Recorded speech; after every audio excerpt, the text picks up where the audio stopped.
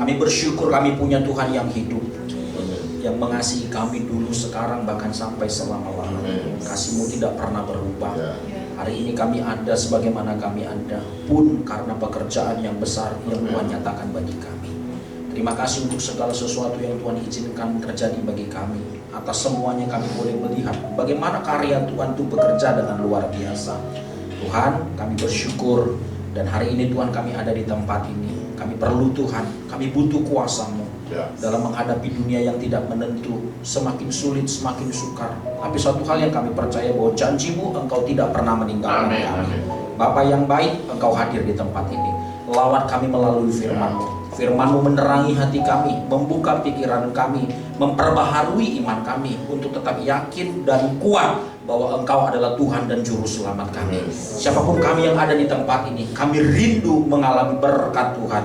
Terima kasih Bapa yang baik, berbicaralah bagi setiap kami sehingga kami menjadi umat yang diberkati oleh Tuhan. Kami kembalikan segala hormat, pujian, syukur bagi nama Yesus Tuhan kami yang hidup. Di dalam nama Yesus kami berdoa dan kami mengucap syukur. Haleluya. Kita yang diberkati, mari bersama-sama katakan amin. Amin, amin, amin. Puji Tuhan. Silakan dulu Bapak Ibu Saudara. Saya ucapkan bagi kita semua selamat pagi, shalom. Apa kabarnya Bapak Ibu? Haleluya, semua kita dalam keadaan yang luar biasa, amin ya. Biasa kalau luar biasa itu terlihat Bapak Ibu dari wajahnya. Ada semangat, ada sukacita, Bapak Ibu, wajahnya penuh berkat. Coba lihat kanan kirinya Saudara ya. Jangan sampai kanan kirinya patah semangat, seperti banyak beban, ada masalah. Tepuk pundak yang bilang Tuhan kita luar biasa Saudara ya. Haleluya, Tuhan kita luar biasa. Dia bekerja dengan cara-caranya yang luar biasa. Amin Bapak Ibu ya. Puji Tuhan, hari ini kita ada di tempat ini sebagaimana kita adanya, semua karena berkat dan anugerah Tuhan.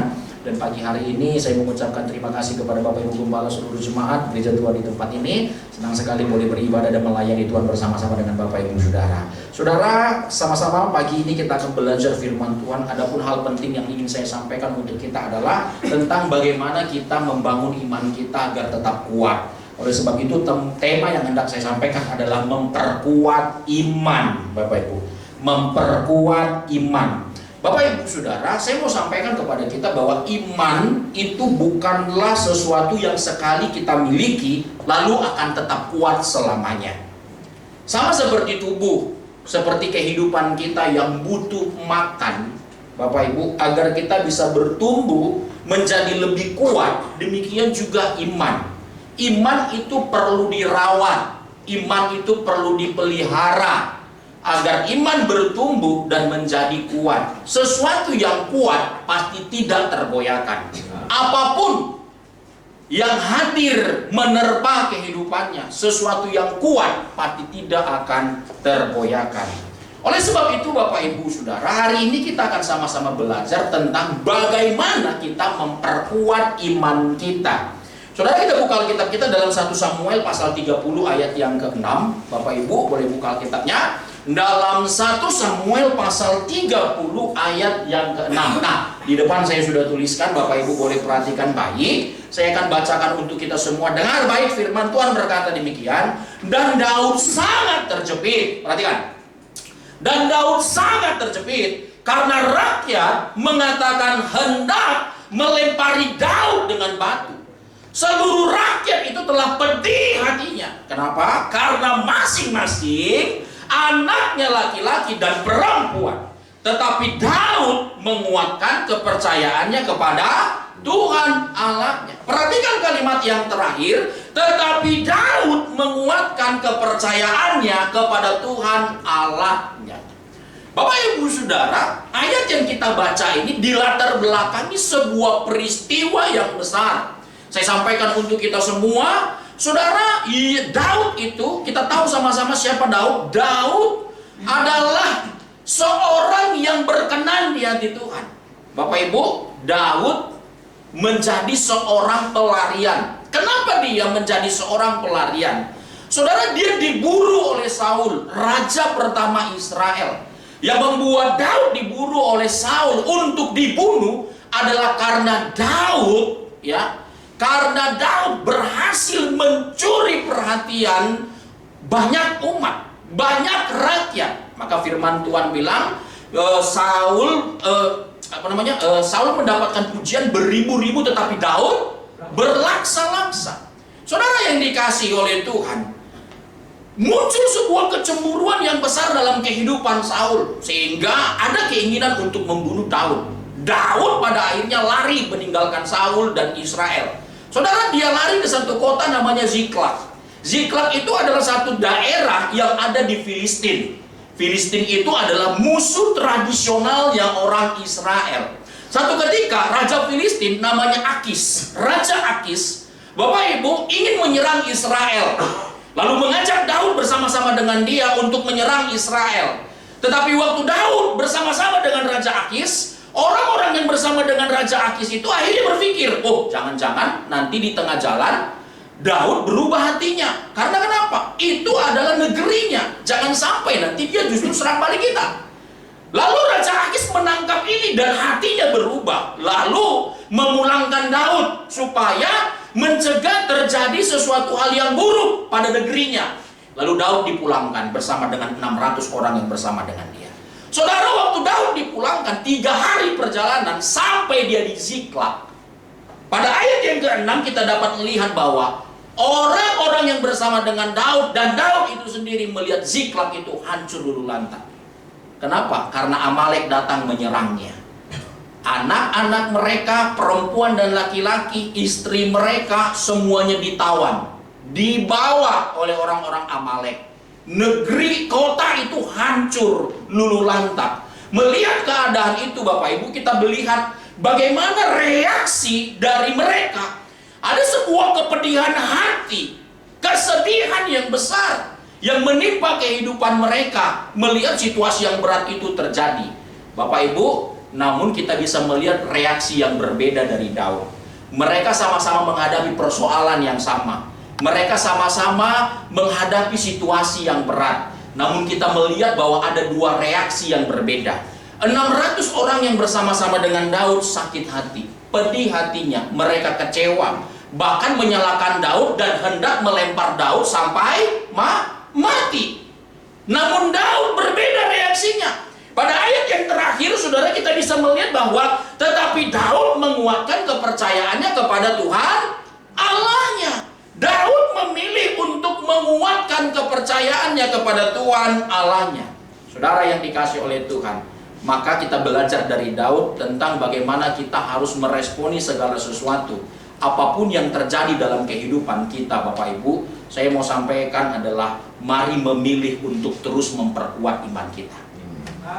Bapak Ibu, kita nggak bisa memilih segala sesuatu yang terjadi dalam kehidupan kita, tapi kita bisa memilih bagaimana meresponnya. Yang pertama, kita bisa memilih untuk beriman, atau justru sebaliknya, kita bisa hidup dalam ketakutan. Daud memilih untuk tetap beriman kepada Tuhan dalam situasi yang berat yang menimpa kehidupannya. Apakah semua orang menginginkan sesuatu hal yang buruk terjadi dalam kehidupannya? Nggak ada yang mau. Apakah kita bisa menahannya? Kita nggak bisa menahannya. Artinya apa? Kita tidak bisa memilih apapun yang terjadi di dalam kehidupan kita, tapi kita bisa memilih merespon untuk tetap beriman.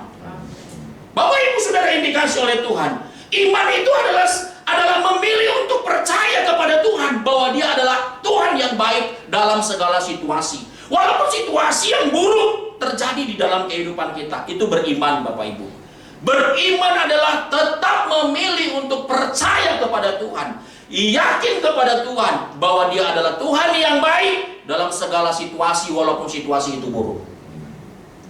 Bapak Ibu Saudara, nggak cukup untuk memahami pentingnya iman. Karena kalau kita berbicara iman, semua kita ngerti Bapak Ibu. Kita nggak cukup memahami pentingnya iman. Maka yang perlu kita lakukan adalah sebuah tindakan untuk terus membangunnya, agar iman kita menjadi kuat. Saudara yang dikasih oleh Tuhan, maka kita perlu belajar dari Daud. Sebuah tindakan yang diperlihatkan Daud kepada kita tentang bagaimana dia membangun imannya adalah yang pertama, saudara. Saya mau sampaikan yang pertama adalah Daud membangun imannya kepada Tuhan dengan cara beribadah kepada Tuhan Allahnya. Daud membangun imannya kepada Tuhan Allahnya dengan cara beribadah kepada Tuhan. Kalau kita maju satu ayat Bapak Ibu, pada ayat yang ke-7 memperlihatkan kepada kita Sebuah tindakan yang dilakukan oleh Daud adalah dia beribadah kepada Tuhan. Firman Tuhan berkata demikian. Lalu Daud memberi perintah kepada Imam Abiatar. Perhatikan, Imam Abiatar bin Ahimelek. Apa kata Daud? Bawalah efod itu kepadaku. Bawalah efod itu kepadaku. Maka Abiatar membawa efod itu lalu memberikannya kepada Daud. Saudara, baju efod itu adalah salah satu atribut yang hanya dimiliki oleh imam. Baju efod adalah atribut yang dipakai oleh imam untuk beribadah di kemah suci. Saudara, kita bisa melihat Daud memberi perintah kepada imam untuk mengambil baju efod. Artinya apa? Ada sebuah tindakan yang dilakukan oleh Daud untuk beribadah kepada Tuhan. Saudara yang dikasih oleh Tuhan, Daud mengambil tindakan untuk beribadah kepada Tuhan. Ini langkah yang baik yang diperlihatkan kepada Daud, dan ini menjadi sebuah contoh tentang bagaimana kita harus melakukannya. Adalah beribadah kepada Tuhan. Datang beribadah kepada Tuhan. Bapak Ibu, saya melihat sesuatu hal yang luar biasa dalam kehidupan Daud. Dia masih mau beribadah. Saudara, biasanya orang kalau lagi dapat tantangan, ada pergumulan, ada masalah, itu ngapa-ngapain udah nggak enak. Betul ya Bapak Ibu ya? Seberapa banyak kita yang udah berkeluarga, sudah punya keluarga ya, suami, istri, Bapak Ibu, pasti juga kita sering sekali mengalami benturan. Kadang beda paham Bapak Ibu, atau mungkin ada miskomunikasi. Sering sekali muncul keributan-keributan kecil dalam keluarga. Biasanya Bapak Ibu, orang yang punya persoalan dalam sebuah hubungan, saudara, ngapa-ngapain itu udah nggak enak Bapak Ibu, udah nggak enak perasaannya, udah nggak mood Bapak Ibu ya. Itu mungkin dalam keluarga ada banyak persoalan-persoalan yang lain, seperti persoalan ekonomi, pendidikan, pekerjaan. Bapak Ibu, banyak sektor yang kadang menggoncang iman kita. Kita punya problem di seluruh aspek kehidupan kita. Biasanya orang yang kalau udah punya masalah Bapak Ibu, saya mau kasih tahu, ngapa-ngapain itu udah nggak enak, udah nggak bisa mikir baik, udah nggak bisa berpikir positif Bapak Ibu. Tapi Daud Bapak Ibu, dalam segala situasi yang berat yang menimpa kehidupannya, dia masih bisa memilih untuk beribadah. Wah, ini luar biasa Bapak Ibu. Dia masih bisa memilih untuk beribadah. Umumnya kalau orang punya masalah seperti Daud, yang dilakukan oleh Daud adalah dia pasti punya reaksi. Untuk apa? Emosi, marah. Dia bisa melakukan itu Bapak Ibu. Atau mungkin yang bisa dilakukan oleh Daud adalah dia kembali menyerang orang-orang Amalek. Dia bawa orang-orang yang bersama dengan dia, serang kembali orang-orang Amalek. Dia bisa lakukan itu. Tapi yang dilakukan oleh Daud adalah dia datang beribadah kepada Tuhan. Wow. Saudara, apapun yang kau sedang alami, saya mau sampaikan kepadamu, kepada kita semua adalah mari Bapak Ibu untuk memilih beribadah kepada Tuhan. Saudara, Daud datang beribadah kepada Tuhan. Dia menyembah Tuhan, dia memuji Tuhan, bukan untuk membuat Tuhan itu semakin besar. Ibadah kita kepada Tuhan bukan untuk membuat Tuhan itu semakin besar. Kenapa? Karena Tuhan itu adalah Tuhan yang besar. Dia sangat-sangat besar. Saudara, sederhananya saya mau bilang bahwa Tuhan itu sebenarnya nggak perlu kita. Daud datang beribadah kepada Tuhan karena dia tahu bahwa dia yang perlu Tuhan. Saudara, ada sebuah refleksi teologis yang kita bisa lihat dari tindakan Daud, Bapak Ibu.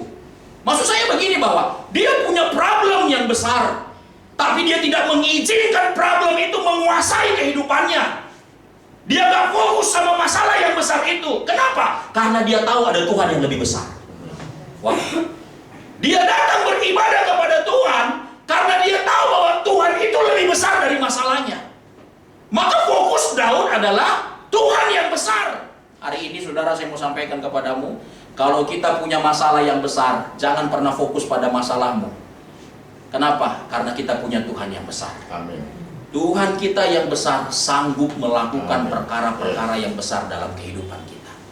Maka dengan datangnya kita beribadah kepada Tuhan, kita sedang merefleksikan iman kita sebagai sebuah pengakuan bahwa Tuhan kita lebih besar dari kehidupan kita, dari masalah kita, dari pergumulan kita. Dia lebih besar dari semuanya. Bapak Ibu Saudara yang dikasih oleh Tuhan, maka firman Tuhan bilang, marilah datang kepadaku semua yang letih lesu dan berbeban berat, aku akan memberi kelegaan kepadamu. Saudara, hati Daud pasti gusar, psikisnya pasti terguncang Bapak Ibu, melihat situasi dan masalah yang sedang dia hadapi Bapak Ibu. Depresi pasti Bapak Ibu, dia juga akan mengalami itu. Karena kenapa? Tekanannya besar kali. Bayangin Bapak Ibu, istri, anak-anaknya, keluarganya habis, harta-hartanya semua dicara Bapak Ibu, semua sektor kehidupan yang dia miliki itu direnggut. Saudara, hatinya guncang. Hatinya guncang, saudara. Saudara, yang pertama adalah yang dilakukan oleh Daud adalah dia datang beribadah kepada Tuhan. Tindakan Daud memperlihatkan bahwa Daud itu fokus pada Tuhan yang besar daripada masalahnya yang besar. Yang kedua Bapak Ibu, datangnya Daud beribadah kepada Tuhan. Daud mengakui bahwa apa yang ada padanya Bapak Ibu itu milik Tuhan. Artinya kalaupun diambil Bapak Ibu, Daud nggak punya hak. Kenapa? Karena itu punya Tuhan. Maka saudara yang dikasih oleh Tuhan, kadang fokus kita adalah berkat, kita lupa kepada Sang Pemberi berkat. Betul ya Bapak Ibu ya? Karena kalau Tuhan berkati kita Bapak Ibu, berkat yang Tuhan kasih itu bisa membuat kita lupa kepada Tuhan yang memberi berkat. Ayub contohnya. Saudara, Ayub contohnya. Ayub itu adalah orang yang paling kaya. Di zaman itu Bapak Ibu, di zaman agraris, pertanian dan peternakan, di situ diceritakan bahwa Ayub itu orang yang paling kaya. Banyak sekali ternaknya. Saudara, dia adalah orang yang baik, orang yang saleh, orang yang mencintai Tuhan, beribadah kepada Tuhan. Lalu iblis datang, berdialog dengan Tuhan. Jelas saja dia beribadah kepada Tuhan. Kenapa? Karena engkau memberkati dia. Tuhan mengizinkan, dengar baik, Tuhan tidak memberi pencobaan kepada Daud. Tuhan itu baik, dia nggak pernah memberi pencobaan untuk umatnya. Kenapa pencobaan datang terjadi kepada kita? Tuhan mengizinkan. Untuk apa? Untuk menguji iman kita. Dan Tuhan mengizinkan pencobaan terjadi dalam kehidupan Ayub. Semuanya habis. Harta bendanya habis. Anak-anaknya meninggal. Istrinya mengutuk-ngutuki dia, bilang Ayub itu gila. Teman-temannya pergi meninggalkan dia. Bahkan lebih daripada itu, dia kena penyakit Bapak Ibu. Semua sektor hidupnya rusak.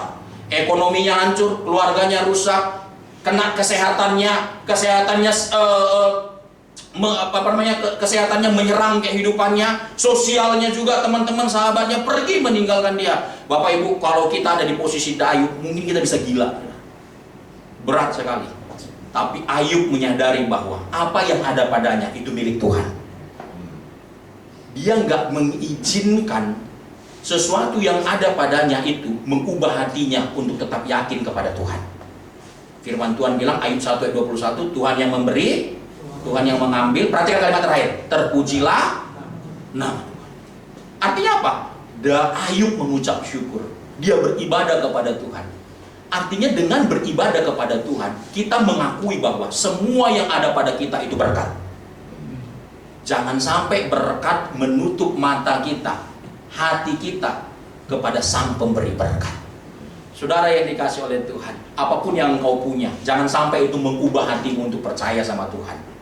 Sekalipun terjadi situasi yang buruk menimpa kehidupan kita, jangan merubah hatimu untuk engkau tetap yakin dan percaya kepada Tuhan, bahwa Dia adalah Tuhan pencipta langit dan bumi. Mazmur berkata Dia pemilik bumi ini Bapak Ibu. Artinya apapun yang ada padamu saudara, entah kita punya suami, kita punya istri, kita punya rumah, kita punya kendaraan, kita punya uang, kita punya harta benda, kita punya semuanya. Dengar baik, saya mau kasih tahu, itu semua cuma titipan, berkat. Kalau engkau punya semuanya itu bersyukur, itu berkat.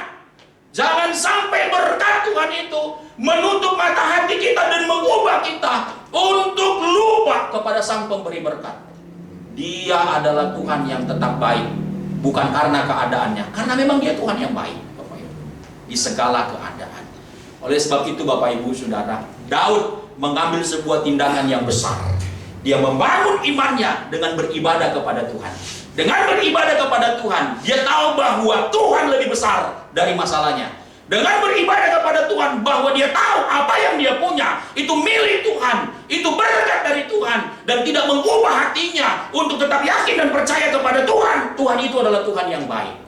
Maka Bapak Ibu Saudara, yuk mari giat untuk beribadah kepada Tuhan. Amin ya. Kita giat beribadah kepada Tuhan. Giat beribadah kepada Tuhan. Apakah masalah Daud selesai ketika dia beribadah? Enggak. Tiba-tiba beres masalahnya? Enggak, Bapak Ibu. Tapi kadang berkat yang paling besar itu bukan apa yang kita bisa pegang. Berkat itu bukan apa yang kita bisa pegang. Berkat itu tidak hanya apa yang kita bisa pegang, tapi apa yang ada dalam hati kita. Ketenangan, damai, sukacita. Bapak Ibu, itu berkat yang paling besar. Daud beribadah kepada Tuhan. Dia sumber pertolongannya. Tuhan memberikan damai, ketenangan dalam hati Daud. Saudara pernah nggak gelisah, susah tidur? Pernah ya? Susah tidur, kita mikirin semuanya Bapak Ibu. Kayaknya hati kita dan pikiran kita tuh numpuk. Bapak Ibu Saudara, ketenangan, sukacita, damai itu berkat yang luar biasa. Ada orang punya uang banyak Bapak Ibu, hartanya berlimpah-limpah, nggak tenang hidupnya. Tapi ada orang yang cuma makan pucuk singkong, daun singkong, Bapak Ibu, sama ikan asin dicocol sambal, saudara. Ada orang yang hidupnya begitu setiap hari, tapi hidupnya happy terus. Sukacita Bapak Ibu, damai Bapak Ibu, tenang kehidupannya. Itu berkat yang paling besar. Artinya bukan hanya apa yang kita pegang, tapi apa yang mengisi hati kita. Maka Daud datang kepada Tuhan. Firman Tuhan bilang, aku akan memberi kelegaan kepadamu. Wow. Maka Bapak Ibu Saudara, yuk, situasi hari ini lagi genting. Kalau kita buka berita, semuanya kabar buruk.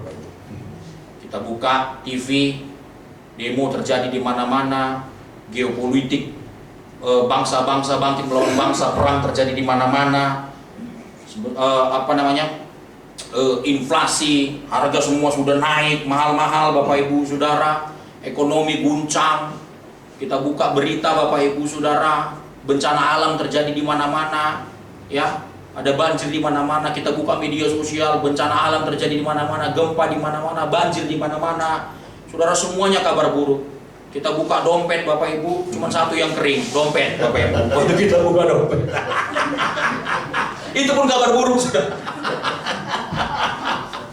Bapak Ibu Saudara, dunia ini memberi kabar buruk, Saudara. Kita hidup dalam dunia yang jahat, kita hidup dalam dunia yang berdosa, Saudara. Tapi satu hal yang pasti, firman Tuhan bilang, aku tidak akan meninggalkan engkau sampai kesudahan akhir zaman. Ini yang harus kita pegang teguh. Kita punya Tuhan yang besar. Dia lebih besar daripada masalahmu. Maka jangan fokus pada masalah, fokus pada Tuhan yang besar. Ingat Bapak Ibu, semua yang ada padamu itu titipan. Entah itu suami, entah itu istri. Coba lihat kanan kirinya, lihat suaminya, lihat istrinya, bilang kau cuma titipan.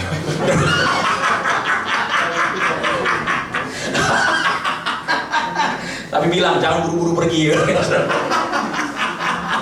Atau ada yang berdoa supaya cepat pergi. Ambil aja nih Tuhan, ambil aja nih Tuhan. Nggak ada ya saudara ya. Semua titipan. Artinya Bapak Ibu, ada masa-masa nanti kita akan mengalami sesuatu yang berat Bapak Ibu. Tapi percayalah bahwa itu milik Tuhan. Amin ya. Maka jangan fokus pada berkat yang kita punya, fokus pada Tuhan sang pemberi berkat.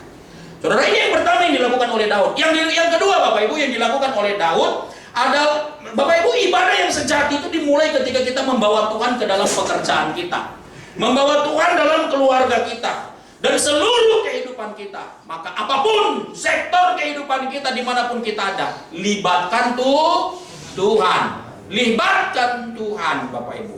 Bawa Tuhan masuk dalam kehidupanmu. Percayalah Bapak Ibu Saudara, Filipi 4 ayat 13 firman Tuhan berkata, segala perkara dapat kutanggung di dalam Dia yang memberi kekuatan kepada. Mari libatkan Tuhan dalam kehidupanmu. Yang kedua Bapak Ibu yang dilakukan oleh Daud adalah dia berdoa kepada Tuhan.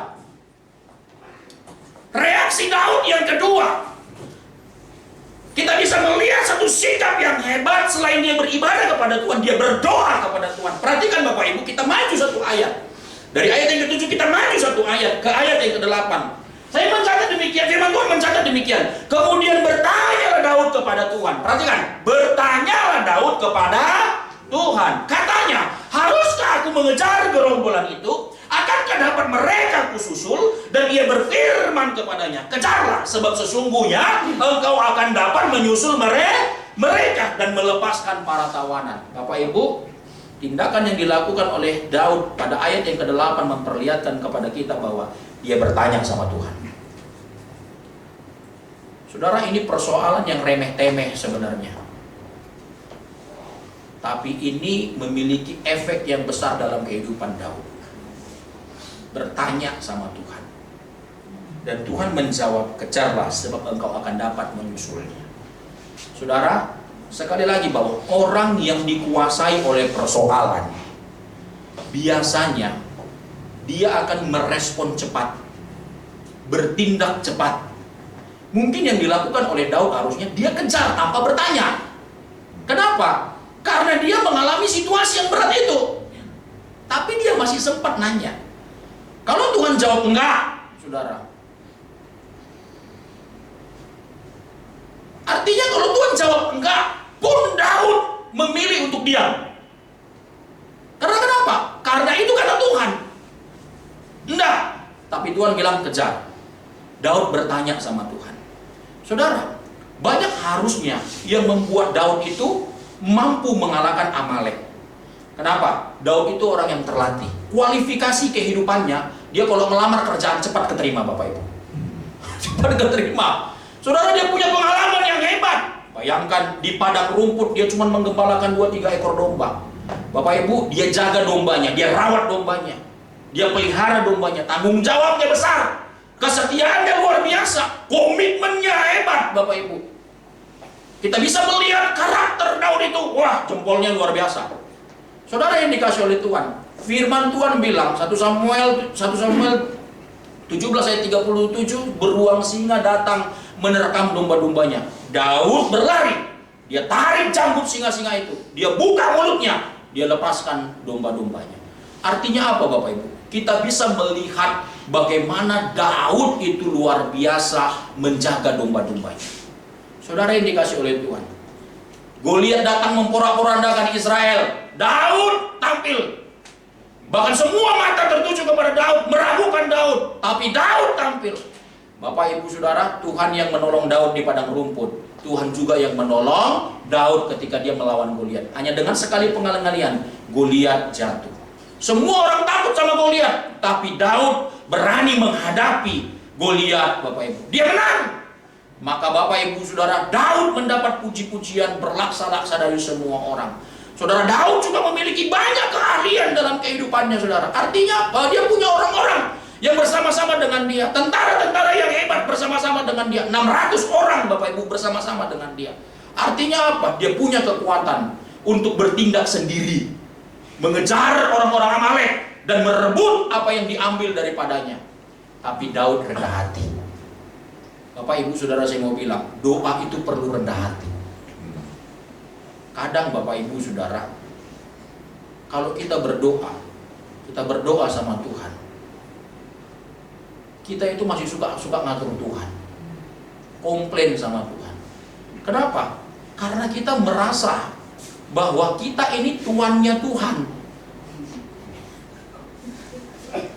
Benar ya Bapak Ibu ya? Kita tuannya Tuhan, saudara. Apapun yang kita mau, Tuhan harus lakukan. Saudara yang dikasih oleh Tuhan, Daud rendah hati. Dia merendahkan hatinya, datang berdoa kepada Tuhan. Artinya Bapak Ibu Saudara, dia memilih untuk tidak egois kepada dirinya sendiri. Dia tunduk di bawah kaki Tuhan. Bapak Ibu Saudara yang dikasih oleh Tuhan, dia tahu bahwa ketika dia datang berdoa, doa itu besar kuasanya. Di dalam doa Bapak Ibu, apa yang gak pernah kita pikirkan, itu bisa terjadi. Doa itu besar kuasanya. Pak, ngapain kita berdoa? Tuhan kan maha tahu, dia tahu apa yang mau kita doakan. Betul Bapak Ibu. Saya mau kasih tahu, doa itu bukan informasi, tapi relasi. Doa itu adalah relasi. ketika kita datang berdoa, kita sesungguhnya sedang membangun koneksi dengan Tuhan. Saudara yang dikasih oleh Tuhan, percayalah ketika kau terhubung dengan Tuhan, kuasanya mengalir dalam kehidupanmu. Dia memberi kekuatan kepadamu. Kuasa yang besar itu bisa terjadi di dalam doa. Bapak Ibu, saya adalah orang yang hidup mengalami kuasa yang besar dari Tuhan melalui doa. Saya menyaksikan bagaimana kuasa Tuhan itu bekerja di dalam doa. Kita cerita Bapak Ibu, saya pernah pelayanan ke Pulau Natuna, salah satu pulau kecil yang ada di daerah Riau.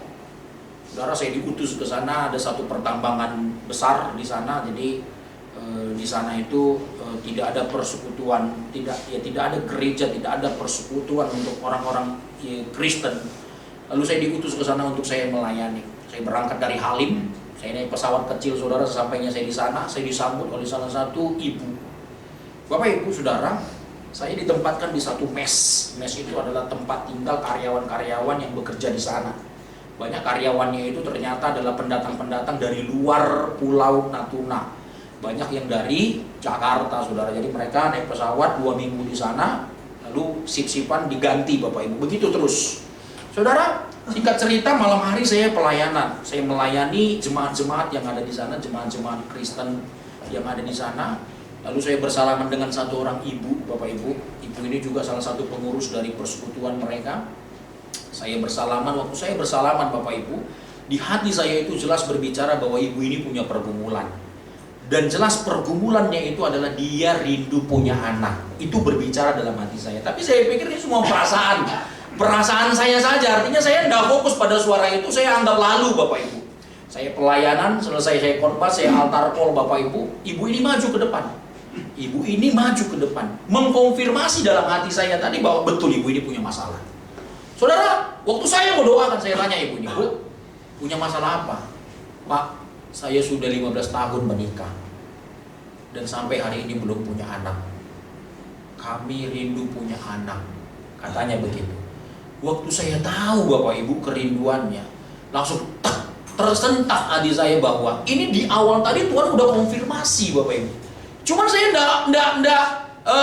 saya anggap itu sebuah perasaan saja yang hadir lalu hilang. Saya tidak fokus Bapak Ibu. Waktu dia ngomong begitu Bapak Ibu, hati saya tersentak. Wah, ampuni saya Tuhan. Tuhan punya maksud yang besar buat ibu ini. Bapak Ibu Saudara, saya berdoa buat ibu ini. Tuhan, kehendak-Mu yang jadi. Terjadilah kehendak-Mu. Tuhan berkati ibu ini dengan anak. Amin. Bapak Ibu, singkat cerita, beberapa hari saya dari sana, saya pulang kembali ke Jakarta. Tidak ada kabar, tidak ada berita, tidak ada interaksi Bapak Ibu. Pada bulan yang keempat, kelima Bapak Ibu, dia chat saya, masuk chat ke WA saya.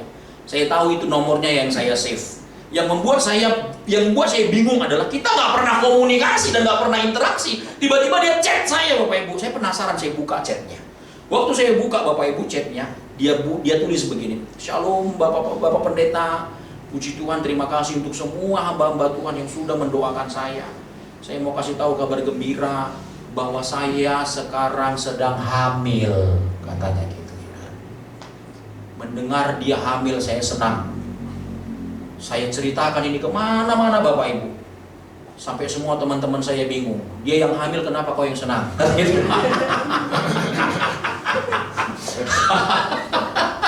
Bapak Ibu, teman-teman bilang semua, kenapa dia ambil kalau yang senang? Katanya begitu Bapak Ibu. Bapak Ibu Saudara, kita harus senang ketika orang diberkati. Saya senang kenapa? Karena saya melihat kuasa Tuhan yang besar itu bekerja buat ibu ini. Saya betul-betul menyaksikan bagaimana kuasa Tuhan bekerja buat ibu. Bayangkan Bapak Ibu, ini belasan tahun Bapak Ibu, dia bergumul untuk punya anak. Dan berkat itu dia terima Bapak Ibu. Saudara yang dikasih oleh Tuhan. Artinya, segala sesuatu yang kita nggak bisa pikirkan, yang kita nggak bisa bayangkan Bapak Ibu, itu bisa terjadi ketika kita datang berdoa. Amin. Artinya ketika kita datang berdoa, kita sedang tidak mengandalkan kekuatan kita, tapi kita sedang menaruh harapan kepada Tuhan, mengandalkan Tuhan. Yeremia 17 ayat yang ke-7 firman Tuhan, diberkatilah orang yang menaruh harapannya kepada Tuhan, yang mengandalkan Tuhan dan yang menaruh harapannya kepada Tuhan. Dengan berdoa kita percaya bahwa kuasa Tuhan itu lebih besar, Bapak Ibu.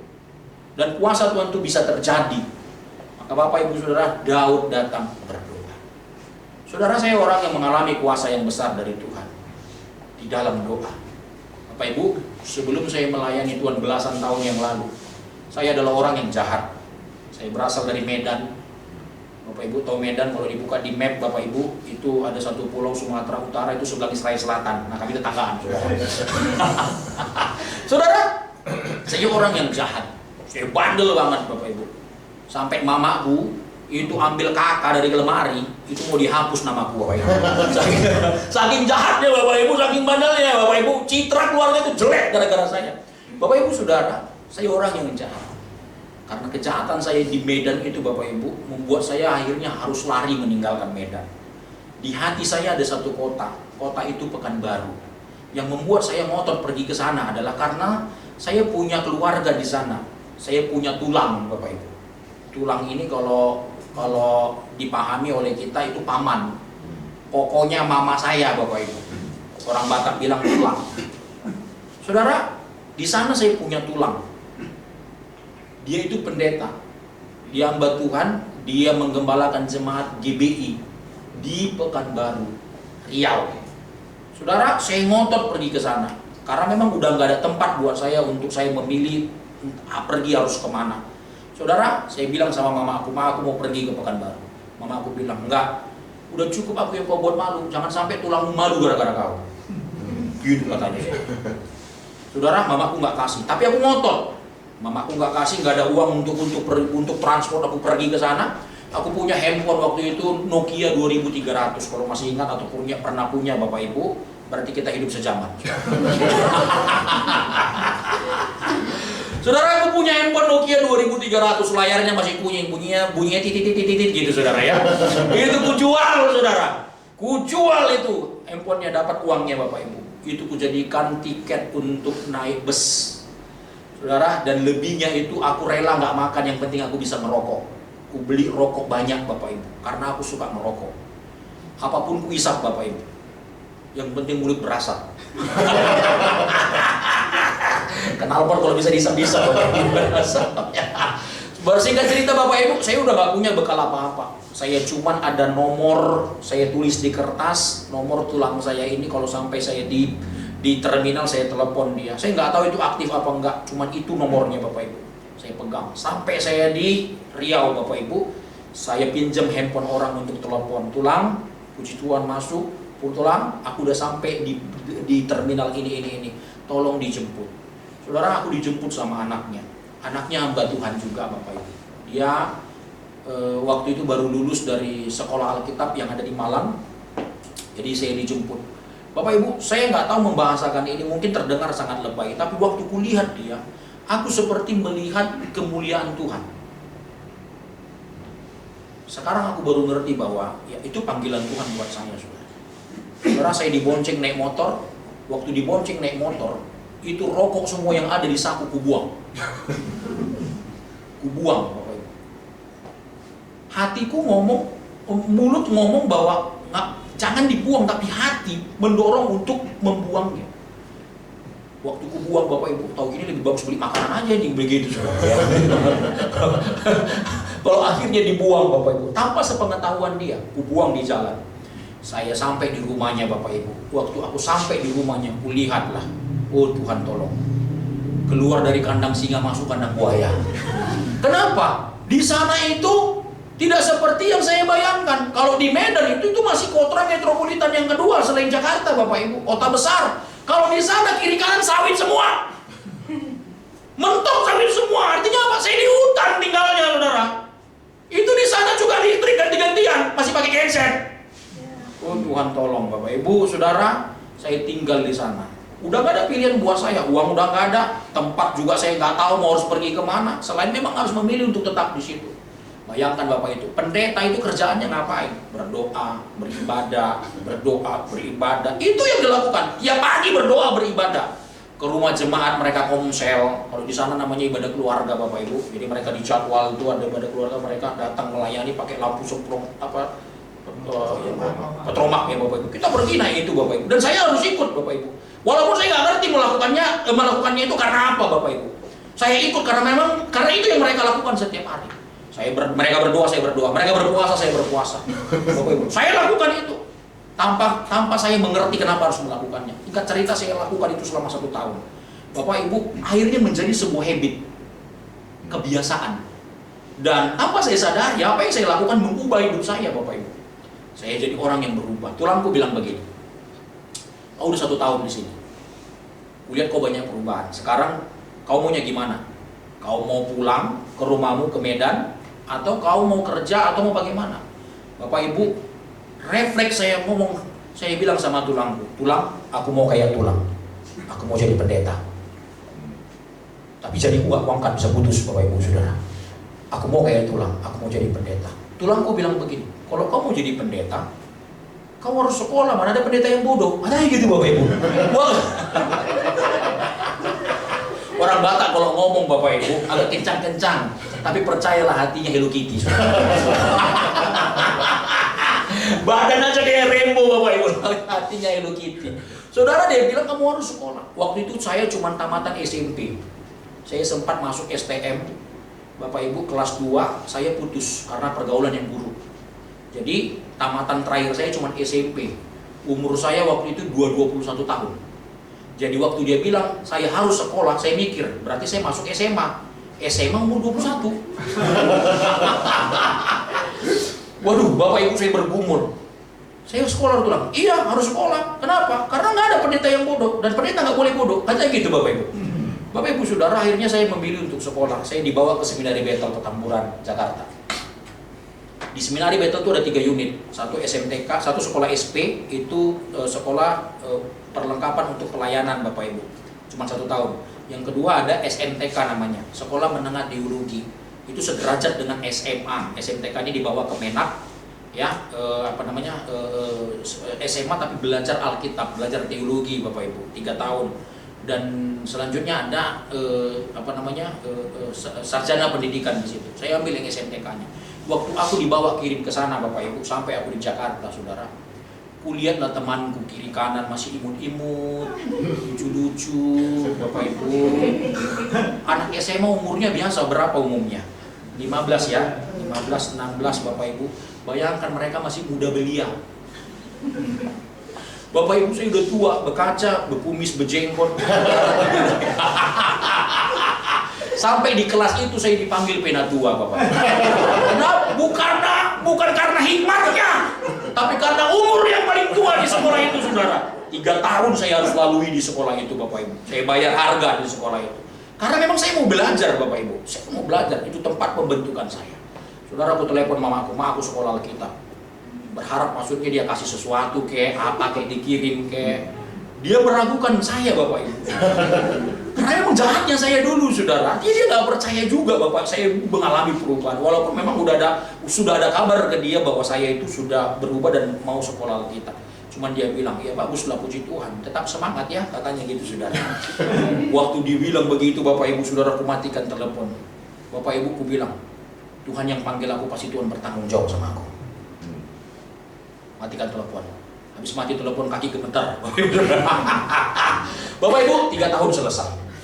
Saya menyelesaikan pendidikan 3 tahun. Saya masuk SM, mamaku datang ke wisudaku, dia menangis berlinang air mata melihat saya Bapak Ibu. Saya di Medan cuma sampah, tapi di sini saya jadi sesuatu, saya bisa punya pendidikan. Saya lanjut S1 Bapak Ibu. S1 di sana pakai duit, nggak pakai doa. Jangan pikir sekolah Alkitab lalu Tuhan menolong semuanya Bapak Ibu, jadi enggak, pakai duit Bapak Ibu. Saya selesaikan S1, nggak aku minta uang dari mamaku. Mamaku datang, dia hadir wisudaku, dia nangis lihat saya. Kenapa? Apalagi orang kampung Bapak Ibu. Derajat paling tinggi pendidikannya cuma SMA. Dia lihat anaknya selesai S1 Bapak Ibu. Mengangkat harkat dan derajatnya di keluarga. Yang lebih daripada itu, dia melihat kuasa Tuhan itu bekerja buat saya Bapak Ibu. Dulu saya sampah di sana, tapi saya jadi sesuatu di sini. Saya lanjut S2 Bapak Ibu. Di Seminari Bethel juga. Masih ada kwitansinya sekarang itu ku bingkai. Supaya setiap aku melihat Tuhan yang besar di situ Bapak Ibu. Bagaimana Tuhan menolong Bapak Ibu. Lanjut lagi S3 Bapak Ibu, selesai. Bapak Ibu Saudara, setiap aku wisuda mamaku datang. Bapak Ibu Saudara, dia terus berlinang air mata. Kenapa? Karena dia melihat kuasa Tuhan yang besar. Artinya apa? Sesuatu yang gak pernah dipikirkan dia, nggak pernah dibayangin dia, nggak ada dalam harapannya, di bayangannya itu Bapak Ibu. Saudara yang dikasih oleh Tuhan, dia melihat kuasa Tuhan yang besar. Dia terus berdoa buat saya Bapak Ibu. Mama saya majelis di salah satu gereja GPDI, Bapak Ibu Saudara, dia berdoa buat saya terus. Dan dia menyaksikan bagaimana doanya dijawab. Sekarang saya bisa ada di depan ini Bapak Ibu Saudara, itu berkat doa yang besar. Saudara yang dikasih oleh Tuhan, maka saya hari ini nggak tahu apa pergumulanmu, tapi kau punya Tuhan yang besar. Datang berdoa, karena doa itu adalah punya kuasa yang besar. Doa itu seperti senjata yang Tuhan berikan kepada kita. Maka firman Tuhan, Paulus bilang, tetaplah berdoa, karena doa itu penting. Yang ketiga, yang terakhir, betul ini yang terakhir Bapak Ibu. Yang terakhir Bapak Ibu, yang dilakukan oleh Daud untuk memperkuat imannya yang terakhir Bapak Ibu adalah, kita maju pada ayat yang ke-9, firman Tuhan bilang begini. Lalu pergilah Daud beserta 600 orang yang bersama-sama dengan dia, dan sampailah mereka ke sungai Besor, sementara orang-orang yang mau tinggal di belakang berhenti di sana. Lalu pergilah Daud, Bapak Ibu Saudara, artinya Daud bertindak, dia action. Ada orang Bapak Ibu berpikir bahwa ketika dia berdoa, beribadah, selesai. Tapi dalam keimanan kita kepada Tuhan tidak seperti itu. Kita memang harus beriman Bapak Ibu, tapi kita juga harus berbuat. Maka firman Tuhan bilang, iman tanpa perbuatan adalah mati. Iman tanpa perbuatan adalah mati. Daud percaya kepada Tuhan, dia beribadah dan berdoa kepada Tuhan Bapak Ibu. Tapi dia nggak lupa melakukan bagiannya. Apa? Dia berjuang untuk menang atas masalahnya. Saudara, lakukan bagianmu, Tuhan pasti akan melakukan bagiannya. Amin. Tuhan pasti akan lakukan bagiannya. Ingat firman Tuhan bilang bahwa burung pipit saja Tuhan pelihara Bapak Ibu, apalagi kita umatnya. Bayangkan, burung pipit Tuhan pelihara. Tapi Tuhan pelihara pun dia, itu nggak Tuhan sendoki makanannya. Betul ya? Nggak disendoki makanannya. Dia pergi cari makanan. Artinya pemeliharaan Tuhan itu dia menyediakan. Kita yang bertindak untuk ambil action. Sama Bapak Ibu, dalam kehidupan ini Tuhan pasti tolong kita. Melalui apa? Melalui tindakan kita dia dapat bekerja Bapak Ibu. Maka kalau ingin sukses Bapak Ibu, percaya sama Tuhan, Tuhan itu punya semuanya, dia berkati kita. Amin. Tapi kau harus berjuang atas hidupmu. Jangan cuma punya mimpi, tapi kita harus wujudkan mimpi itu Bapak Ibu, dengan terus berjuang. Oleh sebab itu Bapak Ibu, yang terakhir saya mau sampaikan adalah, apapun masalahmu Bapak Ibu, serahkan kepada Tuhan. 1 Petrus 5 ayat yang ke-7, serahkan kepada Tuhan, maka Tuhan akan pelihara engkau. Bapak Ibu tetap percaya, berjuang, kita pasti menang. Oleh sebab itu Bapak Ibu Saudara, masalah itu adalah kesempatan bagi Allah untuk memperlihatkan kasih dan kuasanya. Jangan pernah anti dengan masalah. Bersyukur ketika engkau menghadapi masalah. Artinya apa? Tuhan sedang mengizinkan itu terjadi buatmu untuk kau naik level. Masalah harusnya menjadi kesempatan buatmu untuk melihat bagaimana Tuhan itu bekerja dengan luar biasa. Masalah adalah alat yang Tuhan bisa pakai untuk memperlihatkan siapa dia sesungguhnya. Bahwa dia itu adalah Tuhan yang baik dalam segala situasi yang buruk. Dia tetap baik. Oleh sebab itu saudara, iman yang kuat itu tidak bergantung pada situasi kita. Tetapi ketika kita berdiri, ketika dalam kelemahan Allah menyatakan kuasanya, maka marilah kita terus beribadah, berdoa, dan berjuang melawan masalah-masalah kita. Amin buat firman Tuhan. Haleluya. Sama-sama kita bangkit berdiri Bapak Ibu, kita renungkan firman Tuhan.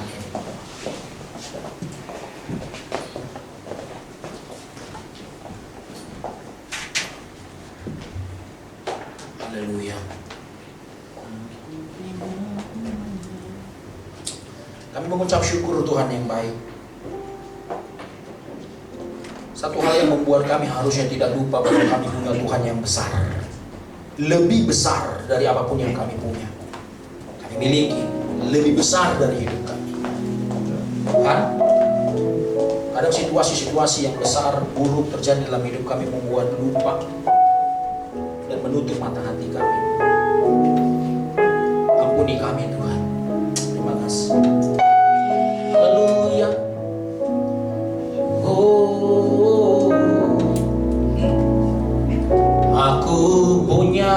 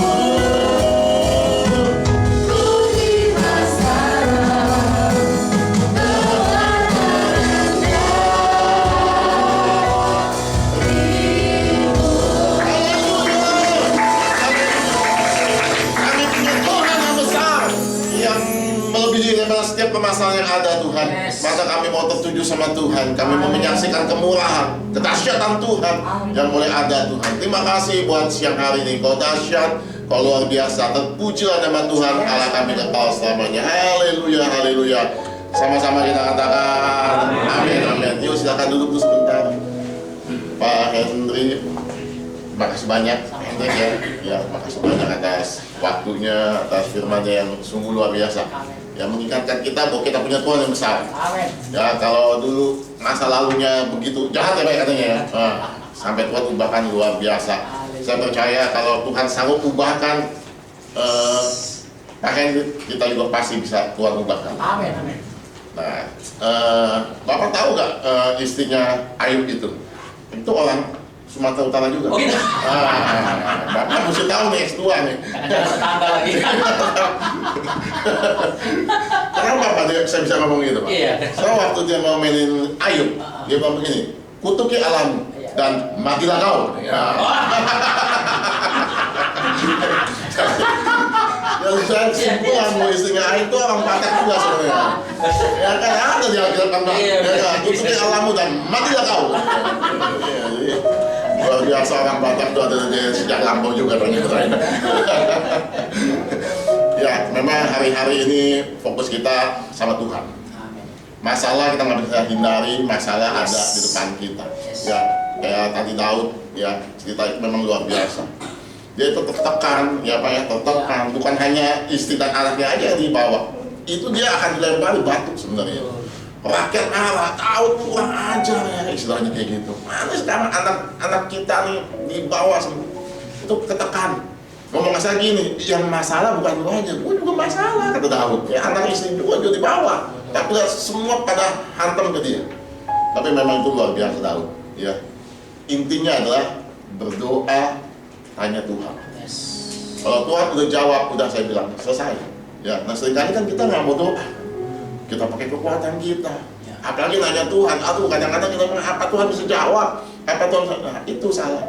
Tuhan pasti jawab, dengar doa kita dan dia jawab. Yes. Dengar baik-baik, kita nggak menyembah Allah yang mati, kita nggak menyembah Allah yang di dalam kubur, kita menyembah Allah yang hidup yang berjalan bersama dengan kita. Ya ini korelasi Pak, ya hari-hari selalu saya ngomong ada bagian kita, ada bagian Tuhan. Betul. Seringkali kan orang doa, diem, ya kan, tapi Daud lihat, dia menghadapi masalah, Yes. gerak, kerja, Yes.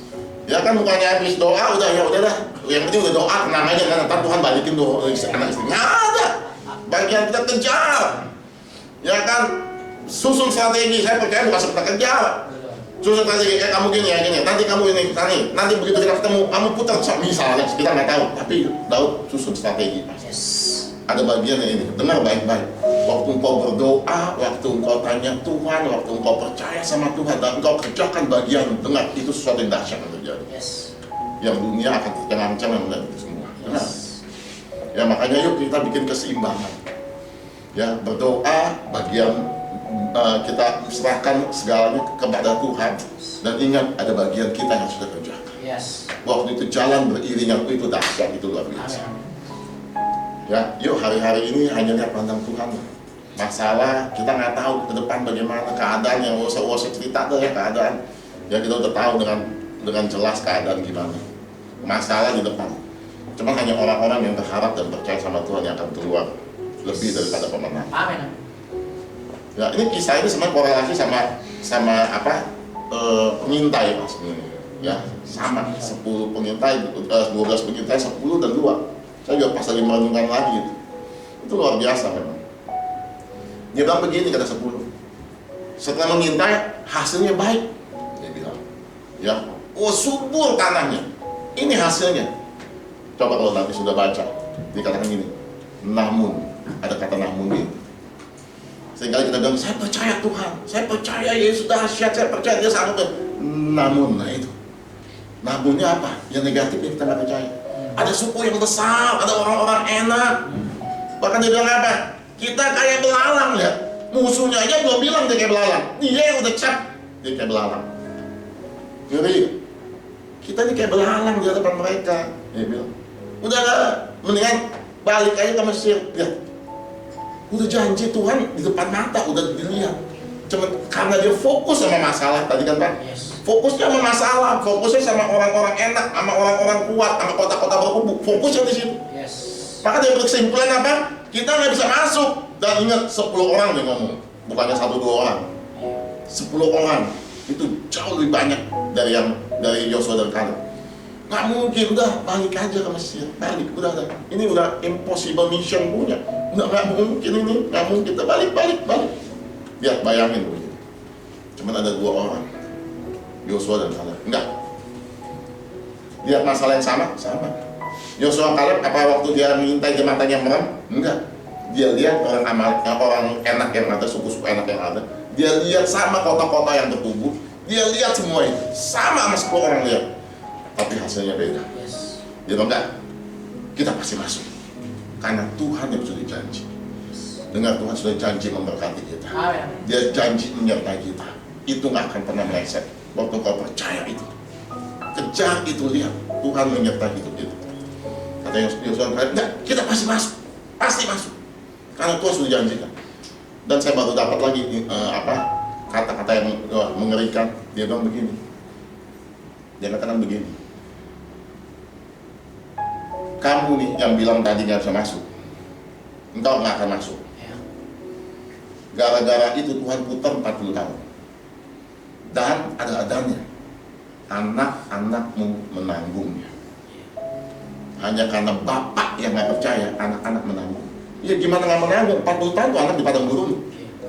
Kalau misalnya waktu itu, berlahir tuh anak, umur 5 di padang gurun, umur 10 di padang gurun, umur 20 di padang gurun. Gara-gara apa? Bapaknya itu yang nggak percaya. Anaknya menderita, ditulis di Alkitab. Saya juga baru dapat insight. Ya karena engkau nggak percaya, kau akan berputar dan anakmu menanggung semuanya itu. Anak menanggung 40 tahun. Coba kalau 10-nya, saya ngebayangin ya, yang 10 juga berkata, yes, kita pasti masuk. 12 orang berkata, amin, pasti masuk. Langsung masuk. Anak-anaknya udah menikmati susu dan madu di dalam tanah perjanjian. Jadi hari ini cuma pilihan 2. Kita mau percaya apa enggak? Makanya iman itu tadi benar, harus dibangun, dipupuk. Yes.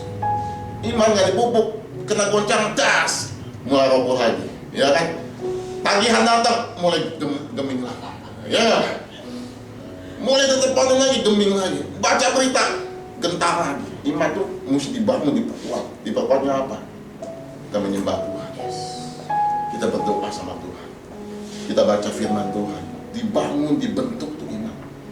Ya kan tadi dikatakan awal sesuatu yang kuat itu waktu dihempas apapun itu kan kuat. Kalau itu dibangun, dibentuk. Nah ini PR kita sekarang bentuk iman kita. Ya makanya jangan lupa ibadah.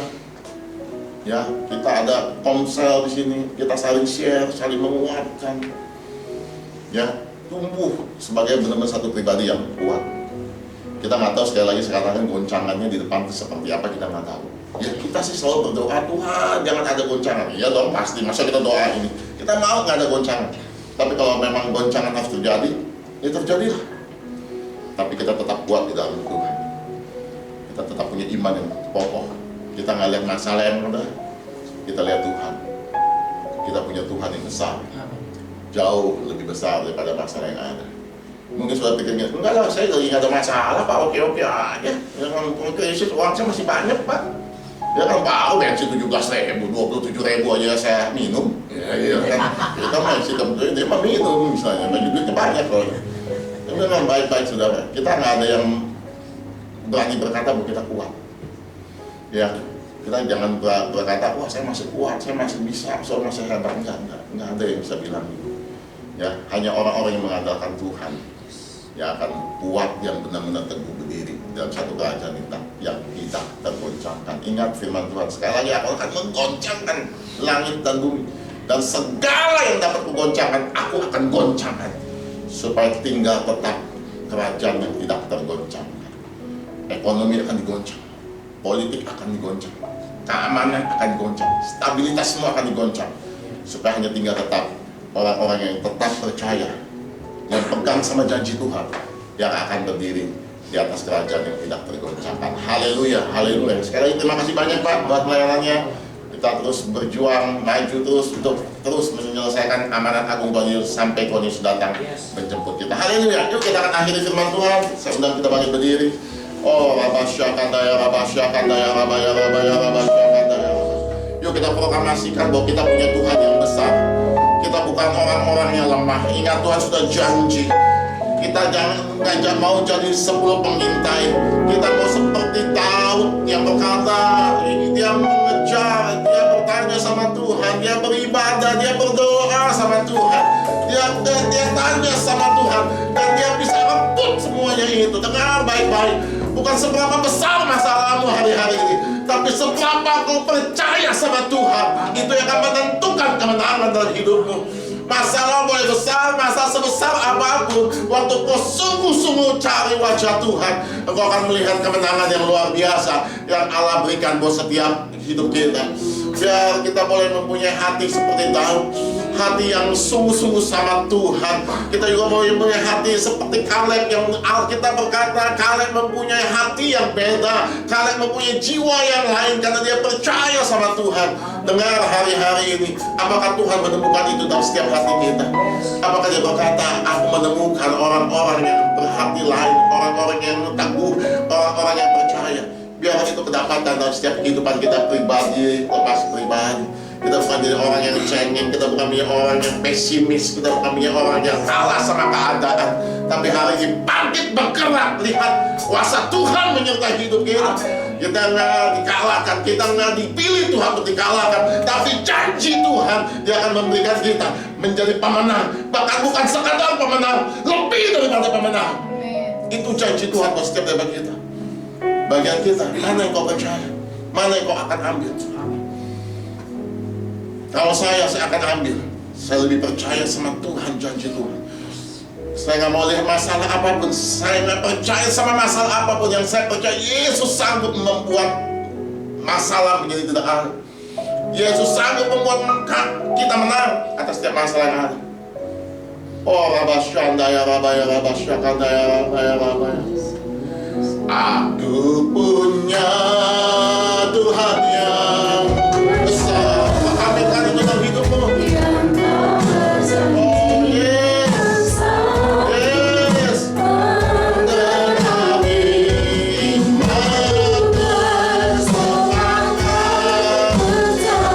yang kuasanya putri masalah kemenangan aku punya Tuhan yang besar. yang berjanji dan Dahsyat buat hidup kami. Aku bersepakat percaya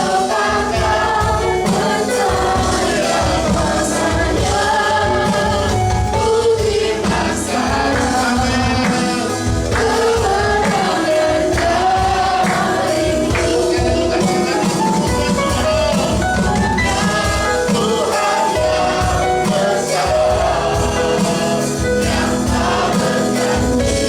dan sanggup menggenapi imanku bersemangat putri masalah kemenangan dariku putri masalah kemenangan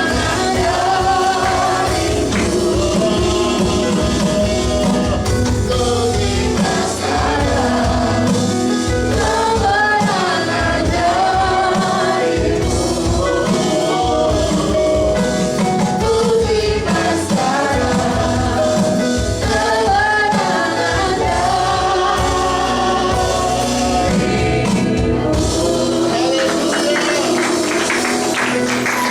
Terima kasih buat firman-Mu. Siang hari ini kami boleh diingatkan kami punya Tuhan yang besar.